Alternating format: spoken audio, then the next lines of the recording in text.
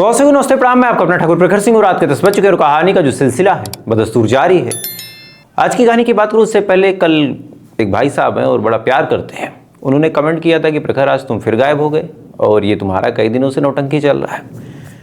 तो गायब होने के पीछे वजह बताऊँ क्या कहूँ, लेकिन अजीबोगरीब कस्मोकस में फंस गया हूँ साफ तौर पर कहूँ तो। सोचा था कि लखनऊ आऊँगा और यहाँ पे काम सही से करूँगा, लेकिन सबसे बड़ी बदकिस्मती ये है कि यहाँ पे मेरे नीचे 4 फ्लैट और हैं और इन चारों फ्लैटों में लकड़ी का काम लगा हुआ है और दिन भर घी घी करके वो लकड़ी काटते हैं, दिन भर वो रंदा चलाते हैं।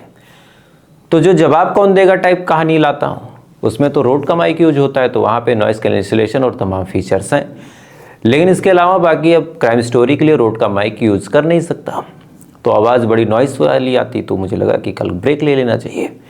बहरहाल अब जैसे इतना सब कुछ हुआ, आप लोगों ने इतना सपोर्ट किया है, तो प्रयास ये है कि अब एक बेहद साउंड प्रूफ कमरा बनवाया जाए, जिसमें वो एक्वेस्टिक फोम, काले वाले जो गत्ते वत्ते लगते हैं वो तमाम चीज़ें लगा के साउंड प्रूफ दरवाज़ा, ये तमाम चीज़ें की जाए, जिससे आपको कभी कोई डिस्टर्बेंस, कभी कोई दिक्कत ना हो। तो एक अपडेट थी, मुझे लगा आपके सामने लानी चाहिए। हालांकि कल कहानी नहीं ला पाया, तो जवाब कौन देगा वाली वो सीरीज़ लेके आया था, ताकि कम से कम आपको कुछ ना कुछ तो दे पाऊँ। खैर एक अपडेट थी, मुझे लगा आपसे शेयर करनी चाहिए। अब आज की कहानी की बात करते हैं।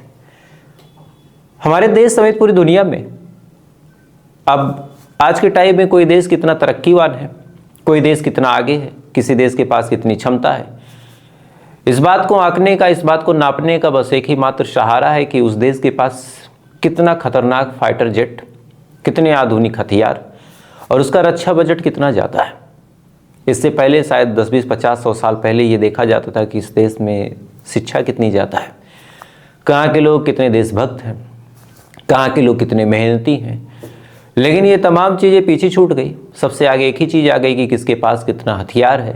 और आज के टाइम में सबसे महंगी चीज़ अगर कोई है तो वो हथियार ही है। अगर आपके पास 5-6 बढ़िया कंपनी है और अगर आप 5th generation 6th generation fighter jet बना सकते हैं, तो आपसे ज़्यादा अमीर कोई है नहीं। अब ये तमाम चीज़ें क्यों कह रहा हूँ, आज पूरी कहानी आप सुनिए, उसके बाद आपको चीज़ें समझ में आ जाएंगी। आप एक चीज़ ध्यान दीजिए, रशिया और यूक्रेन की जंग हो रही है और इस जंग में रशिया यूक्रेन दोनों ने ही अपना सब कुछ दांव पे लगा दिया। आए दिन अरबों खरबों की संपत्ति एक दूसरे की खाक हो रही है, अटैक में भी, डिफेंस में भी। जैसे यूक्रेन ने कोई मिसाइल दागी तो उस मिसाइल की कीमत भी कम से कम 20 से 30 करोड़ रुपए है। एक मिसाइल साधारण जो होती है उसकी कीमत 20 से 30 करोड़ रुपए की एक मिसाइल दागी, उसको इंटरसेप्ट करने के लिए फिर इधर रशिया ने S-400 से एक दूसरी मिसाइल दागी। अब वो मिसाइल भी लगभग उसी प्राइस रेंज की है, 10 करोड़ 20 करोड़। तो दोनों ने अपनी 20-20 करोड़ की मिसाइल को दागा, दोनों मिसाइलें आपस में जाके टकरा गई, इंटरसेप्ट हो गई। इंटरसेप्ट होने के बाद उस मिसाइल का जहाँ मलबा गिरा वो जगह भी खराब हो गई, धुआं भी हुआ, प्रदूषण भी हुआ, कोई किसी का कुछ बिगाड़ भी नहीं पाया, किसी को कुछ नुकसान भी नहीं हुआ। और दोनों देशों ने मिलकर लगभग 60 से 70 करोड़ रुपए खर्च कर दिए बिना किसी बात के। और इस चीज़ में आज पूरी दुनिया इस कदर होड़ मचाए हुए है कि इजराइल ने अभी हाल फिलहाल में ऐलान किया है कि उसने अपने रक्षा बजट में लगभग $8.7 बिलियन का इजाफा किया है। $8.7 बिलियन। तो आप सोच के देखिए कि आज पूरी दुनिया में हथियारों की कितनी होड़ है। भारत भी खरीद रहा है, पाकिस्तान भी खरीद रहा है, इधर चाइना बनाए जा रहा, इधर अमेरिका बेचे जा रहा, रशिया अलग अलग ऑफर दे रहा। ये तमाम चीज़ें चल रही हैं और इस चीज़ की शुरुआत कोई आज से नहीं हुई है। इस चीज़ की असल शुरुआत हुई थी लगभग आज़ादी के बाद से, यानी जब हमारा देश आज़ाद हुआ उसी टाइम पे कई सारे देशों से अंग्रेज छोड़ छोड़ के जा रहे थे और इसी दौरान पूरी दुनिया में हथियारों को बनाने का ऐसा होड़ लगा था कि बात 1986 की है। 1986 में दुबई में, और चूँकि उस टाइम दुबई आज के हिसाब से डेवलप था नहीं, तो दुबई के जो राजा हैं या फिर जो वहाँ के शासक हैं, उनको लगा कि दुबई में कोई ऐसी चीज़ होनी चाहिए जिसकी वजह से लोग आएँ, आने के बाद दुबई में घूमें, दुबई में रुकें और दुबई में ज़्यादा से ज़्यादा विदेशी लोग आएँ। इसके तहत साल 1986 में दुबई की सरकार ने ऐलान किया कि आसपास के जितने देश हैं अगर वो कुछ बना सकते हैं हथियारों में तो लेके आएँ। यहाँ पे बाकायदा उनकी प्रदर्शनी होगी, प्रदर्शनी में पूरी दुनिया के लोग देखेंगे, देखने के बाद फिर वहाँ पे उसको लेके जिसमें जिसको इंटरेस्ट होगा वो खरीदेगा और इसी बहाने प्रचार प्रसार हो जाएगा। अब ये कॉन्सेप्ट बड़ा नया था पूरी दुनिया के लिए, दुबई में सबसे अच्छी बात यह थी कि ज़्यादातर ज़मीन खाली, पूरा रेगिस्तान। तो ऐसे हाल में कोई प्रोजेक्ट फेल हो, कोई हादसा हो तो खतरा भी नहीं था। आयोजन किया गया।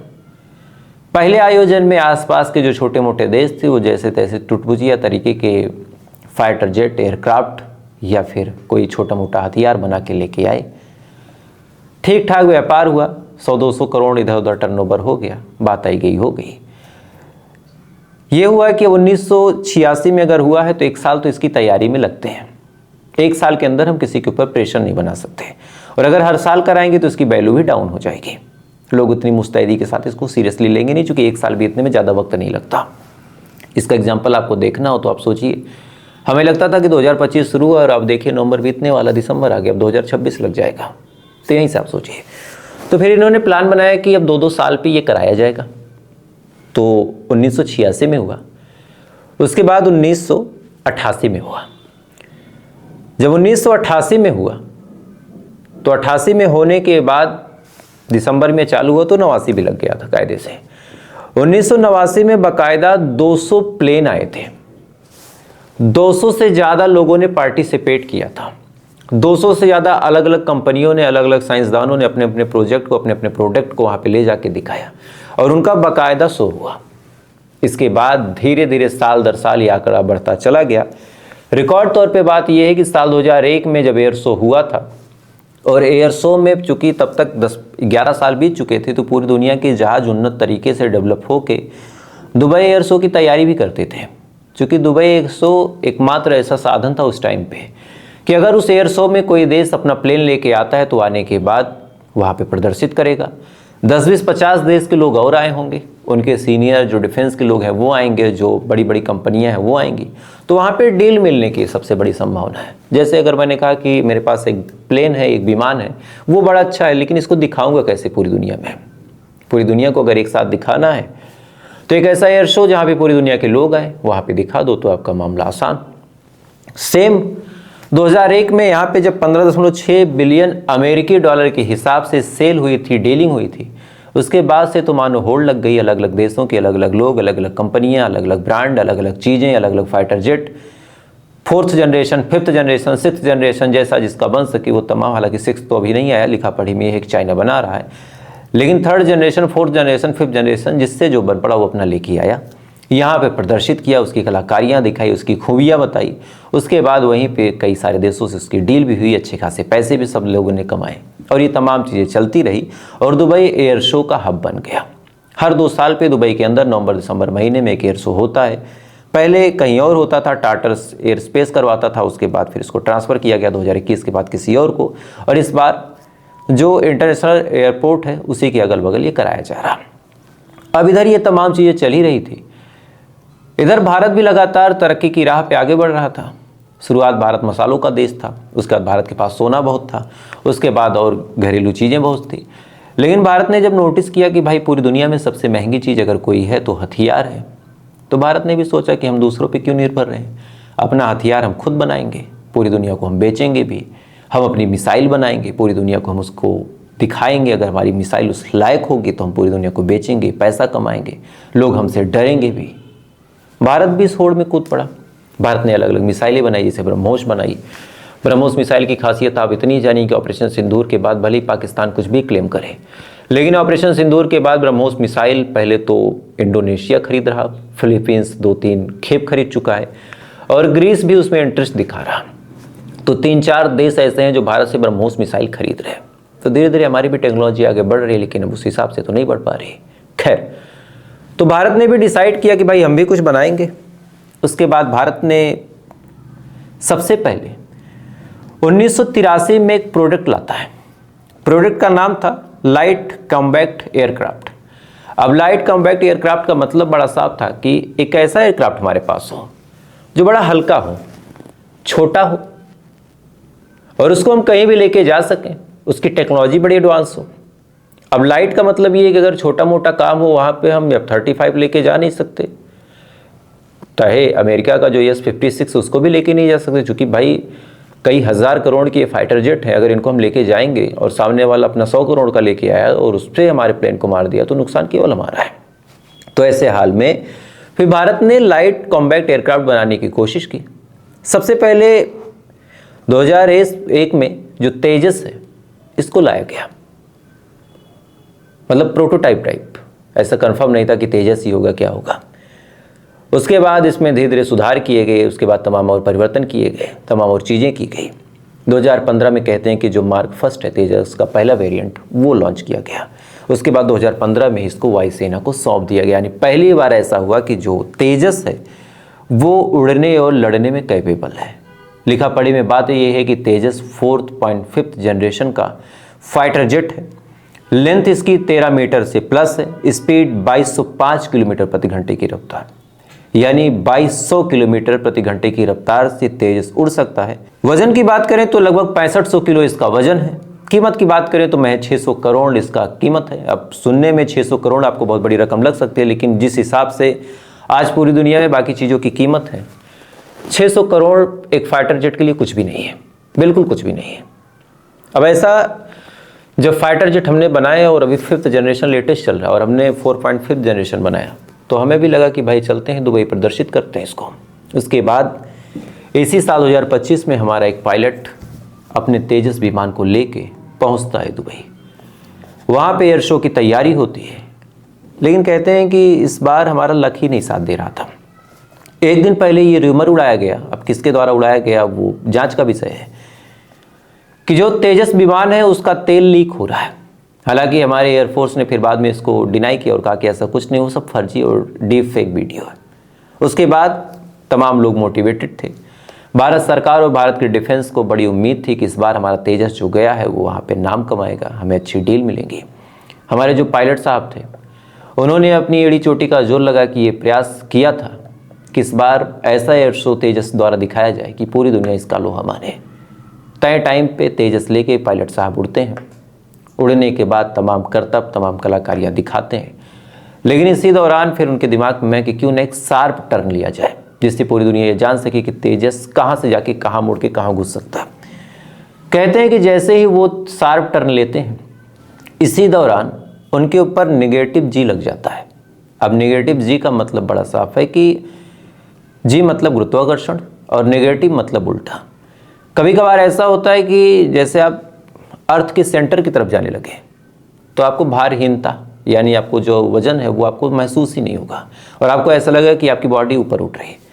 सेम जब आप ग्रेविटी की डायरेक्शन में ही ज़्यादा तेज़ी से काम करते हैं तब आपको लगेगा कि आपका जो वजन है वो एकदम शून्य हो गया, आप ऊपर उठ रहे हैं। और ऐसे हाल में सबसे मुश्किल बात यह है कि जब ऐसा महसूस होता है तो ऐसे समय पे सबसे बड़ी चीज़ ये है कि आपके ऊपर के हिस्से में, सर के हिस्से में खून सप्लाई बहुत तेज़ी से होती है। साथ ही आपको थोड़ा सा धुंधला दिखाई देगा और चंद सेकंड के लिए आप इनकॉन्शियस हो जाएंगे। और पायलट के लिए सबसे मुश्किल बात यह है कि आपके पास नैनो सेकंड की बहुत वैल्यू है, चंद सेकंड तो बहुत बड़ी बात। तो रिपोर्ट ये दावा कर रही है कि इनके पास मौका ज़्यादा था नहीं और जैसे ही इन्होंने शार्प टर्न लिया, इनके ऊपर जो नेगेटिव जी है उसका इम्पैक्ट पड़ा, जिसकी वजह से ये अनकॉन्शियस हुए, विज़न जो है ब्लर हुआ। इतनी देर में इनका जो प्लेन है वो एकदम फॉल करने लगा। इन्होंने संभालने की कोशिश की, लेकिन अंत में इनको लग गया कि अब शायद संभाला नहीं जा सकता। चाहते तो ये उड़ सकते थे, इनके पास सिस्टम था कि अपना सीट इंजेक्ट करके उड़ जाते, लेकिन जिस हिसाब से वहाँ की सिचुएशन थी, अगर ये प्लेन आगे बढ़ जाता और बढ़ने के बाद क्राउड में आ जाता, हज़ारों लोगों की जान चली जाती। और ये चीज़ हमारे देश की उस पायलट को मंजूर नहीं था। लिहाजा उस पायलट ने अपने आप को उस प्लेन में बना के रखा। प्लेन गिरता रहा, लास्ट सेकंड तक उन्होंने कंट्रोल करने की कोशिश की, लेकिन होने को कुछ और मंजूर था। ये प्लेन कंट्रोल हुआ नहीं। उसके बाद प्लेन क्रैश हो गया। जैसे ही प्लेन क्रैश हुआ, क्रैश होने के बाद वहाँ पे धुएं का अंबार, तमाम तरह की और आगजनी, जैसे तैसे करके लोग वहाँ पे पहुँचते हैं। रेस्क्यू टीम जाती है, आपको बुझाने की कोशिश करती है। आप एक बार पूरा वीडियो देखिए, फिर इसके बारे में आपको बताता हूँ। Oh shit! Fuck!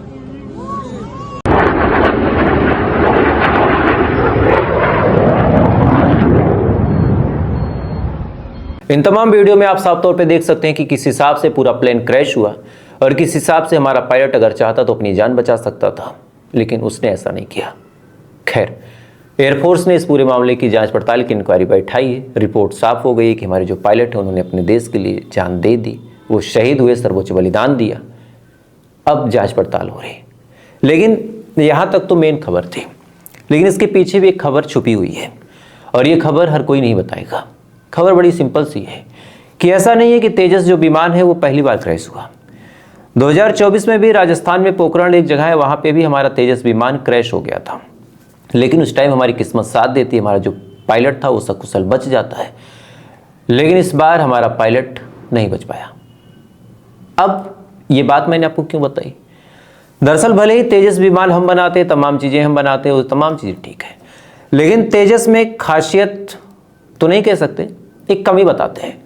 तेजस जो है वो सिंगल इंजन है, यानी इसमें डबल इंजन नहीं है कि एक इंजन फेल हो गया तो दूसरा काम कर जाएगा। 2024 में भी जो पोखरण में पूरा कांड हुआ था वहाँ पे भी इंजन फेल्योर ही बताया गया था, और इस बार भी सेम चीज़ शायद हो गई हो, या फिर जी नेगेटिव। अब तो ये जाँच का विषय है। लेकिन अब जो इंजन तेजस में इस्तेमाल होता है उसके हवाले से बहुत बड़ी जानकारी ये है कि ये इंजन अमेरिका बनाता है और भारत को बेचता है, और अक्सर अमेरिका ऐसे कामों को करता है जिससे कोई भी देश ज़्यादा आगे न बढ़ पाए। जैसे अभी अमेरिका ने सऊदी को F-35 दिया, अभी 2-3 दिन पहले की बात, दिया नहीं बस डील हुई है। इजराइल ने जब इसका विरोध किया तब सऊदी अरब ने कहा, सऊदी अरब से अमेरिका ने कहा कि हम आपको F-35 देंगे तो, लेकिन वो टेक्नोलॉजी उसमें नहीं डालेंगे जो टेक्नोलॉजी इजराइल के पास है, यानी ना उतनी लंबी दूरी की मिसाइल, ना उतना स्टील्थ वाला सिस्टम, ना रडार को जैम करने की सिस्टम। तो अमेरिका ऐसे घटिया कामों को करता रहता है। तो ये भी एक जांच का विषय है कि क्या अमेरिका से तेजस का इंजन लेना हमारे लिए सही है, या फिर थोड़ी सी हम अपनी नाकामी को छिपाने के लिए अक्सर ऐसे देशों के पास चले जाते हैं जो कभी भी हमारा भला नहीं चाहते। खैर, वजह चाहे जो भी हो, लेकिन इतना बड़ा हादसा हमारे देश में हुआ है। अब तमाम लोगों से एक रिक्वेस्ट है कि उस जवान के लिए कम से कम एक सहानुभूति जरूर रखिएगा। जरूरी नहीं कि हर जवान जंग के मैदान में ही शहीद हो, वो देश का ही काम कर रहा था, उसकी कोई अपनी गरज, कोई वो मजबूरी नहीं थी, ना ही प्लेन उसका था। वो अपने देश के एक प्लेन को लेके पूरी दुनिया में दिखाने गया था। बात अगर बन जाती, प्लेन क्रैश ना होता, तो शायद हज़ारों करोड़ की डील हमको भी मिलती और इससे फ़ायदा हमारे देश का होता। खैर, बहरहाल उस शहीद जवान का नाम अभी तक निकल के सामने नहीं है, इस वजह से मैंने आपको नहीं बताया, लेकिन जैसा होगा मैं आपको जरूर बताऊंगा। तो फिलहाल ये थी पूरी खबर, और इस खबर के बारे में आपकी क्या राय, कमेंट जरूर कीजिएगा। वीडियो अच्छा लगा हो तो लाइक सब्सक्राइब करके अपना प्यार दे सकते हैं। बाकी थोड़ी देर बाद आपसे फिर मुलाकात होगी ऐसी किसी कहानी के साथ। तब तक आप अच्छे रहिए, खुश रहिए, अपना ख्याल रखिए, अपने देश का ख्याल रखिए। जय हिंद, जय भारत।